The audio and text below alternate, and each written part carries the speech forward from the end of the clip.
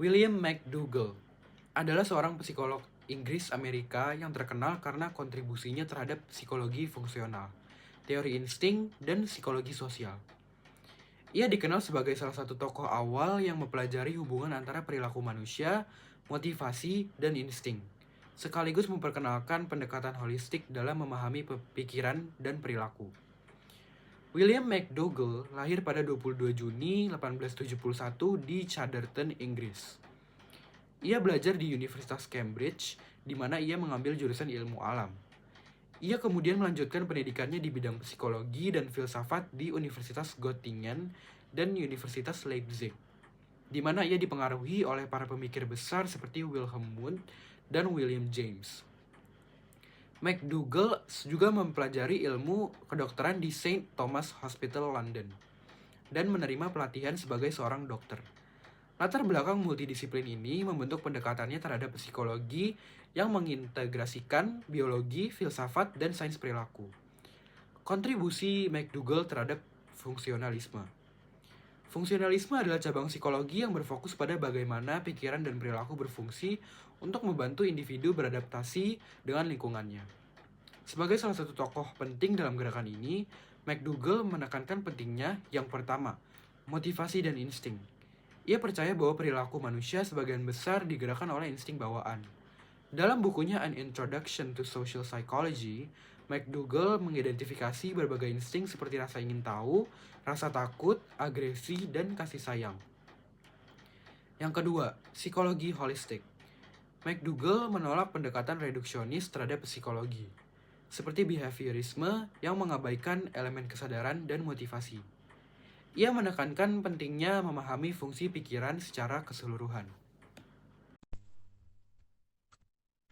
Edward Lee Ted Thorndike yang lahir pada 31 Agustus 1874 sampai meninggal 19 Agustus 1949 adalah seorang psikolog berkebangsaan Amerika Serikat yang menghabiskan hampir seluruh karirnya di Teachers College di University of Columbia. Karyanya di bidang psikologi, perbandingan, dan proses pembelajaran menghasilkan teori koneksionisme dan membantu meletakkan dasar ilmiah untuk psikologi pendidikan modern. Dia juga bekerja di bagian pengembangan sumber daya manusia di tempat industri seperti ujian dan pengujian karyawan. Dia adalah anggota dewan dari Psychological Corporation dan menjabat sebagai presiden dari American Psychological Association pada tahun 1912.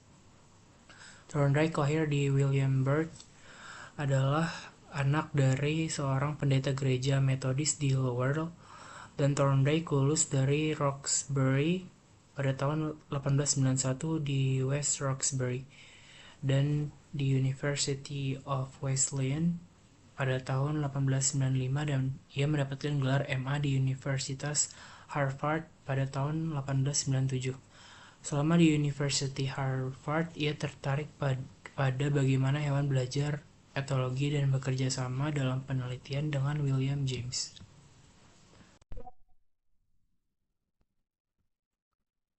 Dan selama di Harvard, ia juga tertarik bagaimana hewan belajar etologi. Dan seperti yang dibilang dalam penelitiannya dengan William James, setelah itu ia menjadi tertarik pada hewan dan manusia, dan kemudian mengabdikan dirinya demi penelitian ini. Tesis Edward hingga saat ini masih dianggap sebagai dokumen penting dalam ranah ilmu psikologi komparatif modern. Setelah lulus, Thorndike kembali ke minat awal psikologi pendidikan pada tahun 1898. Ia menyelesaikan PhD-nya di University of Columbia di bawah pengawasan James McCandless, salah satu pendiri psychometry. Edward Lee Thorndike dilahirkan pada tanggal 31 Agustus 1874, dan ayahnya bernama Edward Robert Thorndike dan ibunya bernama Abby Lee Thorndike, dan ayahnya merupakan seorang mantan pengacara yang kemudian menjadi pendeta di sebuah gereja. Masa kecilnya, keluarganya sering berpindah-pindah tempat tinggal, ini dalam rangka pelayanan berbagai sidang di daerah New England. Thorndike merupakan anak kedua dari 4 bersaudara. Ia memiliki kakak laki-laki bernama Ashley Horace dan adik laki-laki bernama Lynn. Thorndike juga memiliki seorang adik perempuan bernama Mildred. Keluarganya merupakan penduduk asli negara Maine. Pada tahun 1895, Thorndike memperoleh gelar sarjana dari University of Westland di Connecticut. Setelah itu, ia melanjutkan pendidikan di University Harvard dalam bahasa. Fokusnya adalah bahasa Inggris dan Prancis. Selain itu, Thorndike juga belajar dari William James di University Harvard sejak tahun 1895 hingga tahun 1897. Setelah ia melanjutkan pendidikannya di University of Columbia hingga memperoleh gelar Dr. Filsafat pada tahun 1898 di University Columbia, Thorndike utamanya belajar dari James Macon Carroll. Thorndike bekerja juga sebagai pendidik sekaligus psikolog. Ia awalnya bekerja sebagai psikolog namun kemudian menjadi dosen di University Columbia. Sebagian besar karir pekerjaannya dari Thorndike dilalui dengan bekerja di Teachers College, University of Columbia. Dan Thorndike bekerja di University Columbia sejak tahun 1904 dan pensiun pada tahun 1940. William James adalah seorang filsuf dari Amerika Serikat yang menjadi salah satu perintis aliran pragmatisme. Selain itu, James merupakan psikolog dan filsuf yang menjadi salah satu perintis psikologi pendidikan. Ia menempuh pendidikan kedokteran di Universitas Harvard dan belajar psikologi di Jerman dan Prancis. Setelah menamatkan pendidikan, ia mengajar di Universitas Harvard hingga tahun 1907. Disiplin ilmiah yang diajarkannya antara lain anatomi, fisiologi, psikologi, dan filsafat.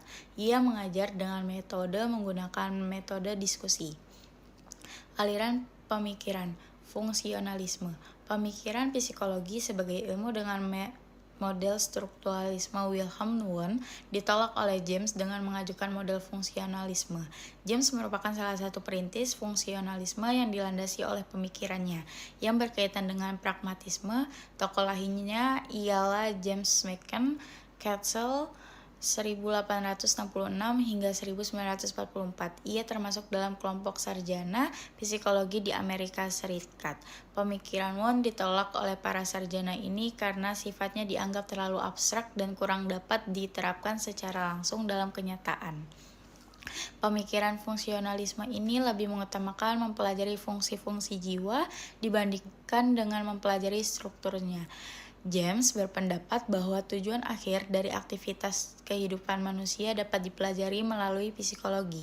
Ia disebabkan karena ia berpendapat bahwa pertanyaan mengenai kegunaan aktivitas manusia merupakan dasar dari segala jenis gejala kejiwaan. Manusia memerlukan jiwa untuk keberlangsungan dan adaptasi di dalam kehidupannya. Pragmatisme adalah William James merupakan tokoh perintis pemikiran pragmatisme di Amerika Serikat. Pemikirannya dalam pragmatisme berkaitan dengan teori tentang kebenaran. Ia mengemukakan bahwa kebenaran suatu ucapan hukum atau sebuah teori hanya ditentukan oleh asas manfaat.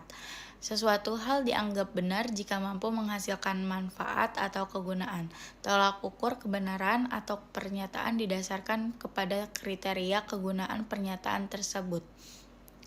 Teori hipotesis atau ide dinyatakan benar jika memberikan akibat yang mampu memenuhi kebutuhan secara memuaskan. Selain itu, teori hipotesis atau ide juga dianggap mengandung nilai kebenaran jika dapat diterapkan dalam praktik dan memiliki nilai praktis. Kegunaan dan akibat-akibat praktis menjadi bukti bagi kebenaran, sehingga kebenaran dinyatakan sebagai segala sesuatu yang berlaku. Hasil pemikiran William James yaitu teori periferal, teori kebenaran, teori kebutuhan, pengalaman keagamaan. Karya tulisnya ada The Principles of Psychology. Awalnya ditulis oleh William James pada tahun 1890 dengan tujuan untuk mencari faktor penentu dari salah satu perilaku sosial yaitu kebiasaan. Ia menemukan bahwa faktor penentu ini adalah peniruan. Pada tahun 1907, William James mempublikasikan karyanya ini dengan membuat gagasan-gagasannya yang penting tentang psikologi sosial dari sudut pandang sosiologi. Ia menjelaskan pemikirannya menggunakan pendekatan psikologi sosial kritis. James memberikan penjelasan tentang perilaku manusia menggunakan teori aliran kesadaran. Ia mengemukakan bahwa emosi, perasaan, khayalan, dan ide ada pada tingkatan yang sama. Tingkatan ini dinamakan sebagai ketidaksadaran. Kemudian, ia mengartikan kesadaran sebagai sesuatu yang disebabkan oleh emosi, perasaan, khayalan, dan ide yang menimbulkan pengenalan akan sesuatu hal. James menyebut ketidaksadaran sebagai transvisitas, sedangkan kesadaran sebagai substansivitas. Tokoh fungsionalisme selanjutnya ada Granville Stanley Hall.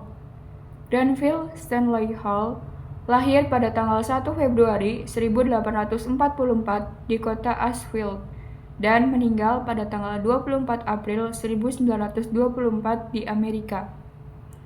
Hall adalah seorang psikolog yang dikenal sebagai orang Amerika pertama yang meraih gelar Ph.D. dalam bidang psikologi dan presiden pertama American Psychological Association. Ia juga memiliki pengaruh yang signifikan terhadap perkembangan awal psikologi di Amerika Serikat. Ia mendaftar di Wilson Academic pada tahun 1861, tetapi kemudian pindah ke Williams College. Setelah lulus pada tahun 1867, ia masuk Union Theological Seminary. Studi dan pekerjaan awalnya berpusat pada teologi. Akan tetapi, ia terinspirasi untuk beralih ke psikologi oleh Principle of Psychological Psychology, karya Wilhelm Wundt. Hall kemudian meraih gelar doktor dalam bidang psikologi dari Universitas Harvard di bawah bimbingan psikolog William James dan Henry Bowditch. Stanley Hall mendapat kehormatan sebagai orang Amerika pertama yang meraih gelar Ph.D. dalam bidang psikologi. Hall juga sempat belajar sebentar di Laboratorium Eksperimen Wundt, yang dikenal sebagai laboratorium psikologi eksperimental pertama di dunia. Selanjutnya ada pemikiran dari Granville Stanley Hall. Minat utama Hall adalah psikologi, evolusi, dan perkembangan anak. Hall mendedikasikan sebagian besar karyanya untuk memahami perkembangan remaja, khususnya di bidang agresi. Ia sering disebut sebagai bapak remaja, berkat minat dan penekanannya pada titik kritis dalam perkembangan ini. Ia menguraikan dua jenis agresi yang berbeda, yaitu agresi relasional dan agresi fisik. Ia berpendapat bahwa agresi fisik lebih umum terjadi pada laki-laki, sedangkan perempuan lebih cenderung menunjukkan agresi relasionalnya. Jenis agresi ini melibatkan taktik seperti pengucilan sosial dan juga gosip. Pandangan Granville Stanley Hall dalam bidang psikologi. Yang pertama ada badai dan stres pada remaja. Hall berpendapat bahwa masa remaja adalah periode yang penuh dengan badai dan stres. Hal ini disebabkan oleh perubahan biologis yang terjadi selama masa pubertas, seperti perubahan hormon. Perubahan hormon ini dapat menyebabkan perubahan suasana hati dan perubahan fisik, seperti pertumbuhan. Hall juga berpendapat bahwa konflik dengan orang tua dan figur otoritas lainnya meningkat di awal masa remaja. Pandangan Hall yang kedua ada pada teori rekapitulasi. Stanley Hall berpendapat bahwa manusia akan mengulang perilaku nenek moyang mereka yang berevolusi seiring perkembangannya. Contohnya, bayi yang merangkak adalah rekapitulasi dari hewan yang mendahului manusia dalam evolusi. Pandangan Hall yang ketiga ada perbedaan antara pria dan wanita. Stanley Hall berpendapat bahwa pria dan wanita harus dipisahkan ke sekolah mereka sendiri selama masa pubertas. Ia percaya bahwa sekolah dengan kedua jenis kelamin membatasi cara mereka belajar. Yang keempat, ada hubungan antara manusia dan lingkungan. Hall berpendapat bahwa sebagian besar manusia adalah ciptaan habitatnya, dan banyak aktivitasnya didorong oleh lingkungannya. Harvey Carr lahir pada tahun 1873 dan meninggal pada tahun 1954. Ia adalah seorang psikolog Amerika yang dikenal karena kontribusinya terhadap aliran pemikiran behaviorisme. Meskipun ia tidak secara eksplisit mengidentifikasi dirinya sebagai seorang filsuf, karyanya memiliki implikasi filosofis yang signifikan, terutama dalam bidang epistemologi dan filsafat pikiran. Beberapa poin penting tentang bagaimana karya Carr dapat dihubungkan dengan filsafat. Yang pertama adalah behaviorism. Carr adalah seorang behavioris yang percaya bahwa psikologi harus berfokus pada studi perilaku yang dapat diamati, bukan pada proses mental internal yang tidak dapat diamati. Ia berpendapat bahwa perilaku adalah hasil dari interaksi antara organisme dan lingkungannya. Pandangan ini memiliki implikasi filosofis tentang bagaimana kita memahami pikiran dan pengetahuan. Yang kedua, epistemologi. Carr berpendapat bahwa pengetahuan diperoleh melalui pengalaman dan interaksi dengan lingkungan. Ia menolak pandangan tradisional tentang pengetahuan sebagai sesuatu yang diperoleh secara pasif melalui indera, dan berpendapat bahwa pengetahuan dibangun secara aktif melalui proses pembelajaran dan adaptasi. Yang ketiga, filsafat pikiran. Carr menolak dualisme pikiran dan tubuh, yang memisahkan pikiran dari tubuh. Ia berpendapat bahwa pikiran adalah produk dari aktivitas otak dan tubuh, dan bahwa perilaku adalah ekspresi dari proses mental. Pandangan ini memiliki implikasi untuk memahami hubungan antara pikiran dan tubuh, dan untuk memahami sifat kesadaran. Yang keempat adalah fokus pada fungsi. Carr menekankan fungsi perilaku, bukan hanya struktur. Ia berpendapat bahwa perilaku adalah alat untuk beradaptasi dengan lingkungan dan mencapai tujuan. Pandangan ini memiliki implikasi untuk memahami bagaimana kita memahami dunia dan bagaimana kita berinteraksi dengannya.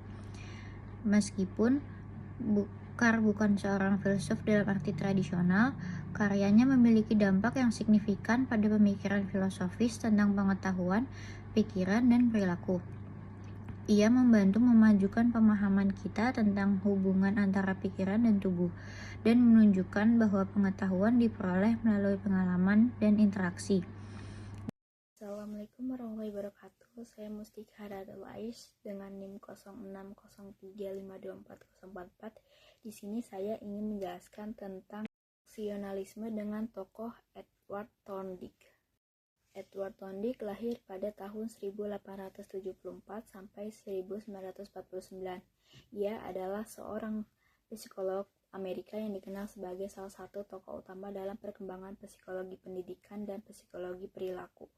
Ia sering dianggap sebagai salah satu pelopor dalam bidang psikologi eksperimen dan terkenal karena teori-teorinya tentang belajar, yang memberikan dasar bagi pemahaman kita mengenai bagaimana organisme, termasuk manusia, belajar dan beradaptasi dengan lingkungan mereka. Adapun beberapa karya dan eksperimen terpentingnya yang telah memberikan dasar bagi banyak teori psikologi yang berkembang setelahnya.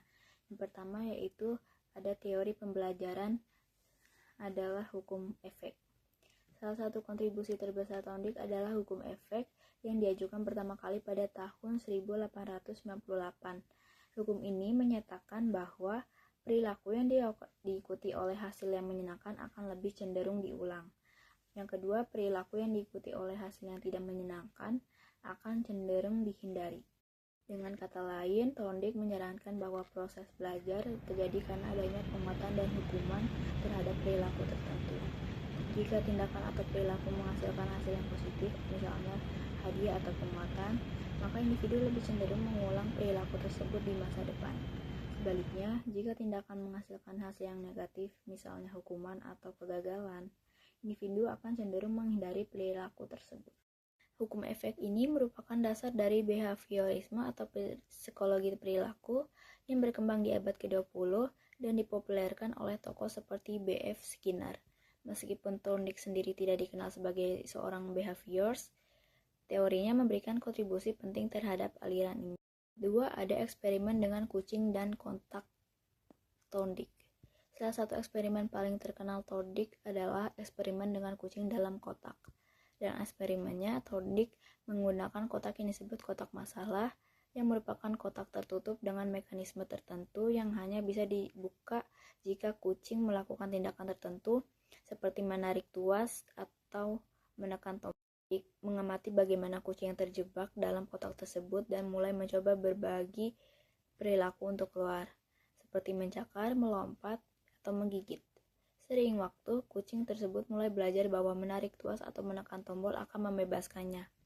Setelah beberapa percobaan, kucing menjadi lebih cepat dalam membuka kotak, yang menunjukkan bahwa mereka belajar melalui trial and error atau percobaan dan kesalahan. Teori pembelajaran instrumental ini menegaskan bahwa organisme belajar dengan memperbaiki atau mengubah perilaku mereka berdasarkan pengalaman mereka dengan konsekuensinya atau penguatan atau hukuman. Prinsip ini kemudian menjadi dasar bagi teori-teori perilaku yang lebih lanjut, terutama dalam konteks pelatihan dan pembelajaran. 3. Ada hukum latensi dan hukum penguatan. Selain hukum efek, Thorndike juga mengembangkan hukum latensi dan hukum penguatan. Yang pertama, hukum latensi mengacu pada waktu yang diperlukan oleh individu untuk melakukan respons setelah diberi rangsangan. Kedua, hukum penguatan yang dimana ia menyatakan bahwa semakin sering perilaku diberikan penguatan, semakin kuat hubungan antara stimulus dan respons yang terjalin. Dalam karya-karyanya, Thorndike juga menekankan pentingnya pembelajaran yang bersifat multidimensional. Misalnya, ia berargumen bahwa pembelajaran bukan hanya sekedar mengulang informasi, tetapi melibatkan banyak faktor seperti penerimaan terhadap pengalaman dan pengembangan keterampilan yang dapat diterapkan dalam berbagai konteks. Selain karya-karyanya, Thorndike juga dianggap sebagai bapak psikometri, yaitu pengembangan metode untuk mengukur kecerdasan dan kemampuan belajar yang tetap digunakan dalam tes standar saat ini. Meskipun teori-teorinya tentang pembelajaran kecerdasan sangat berpengaruh, pandangan Thorndike sekadang dianggap terlalu mekanistik dan kurang mempertimbangkan faktor-faktor internal yang lebih kompleks dalam proses pembelajaran, seperti motivasi intrinsik dan kreativitas.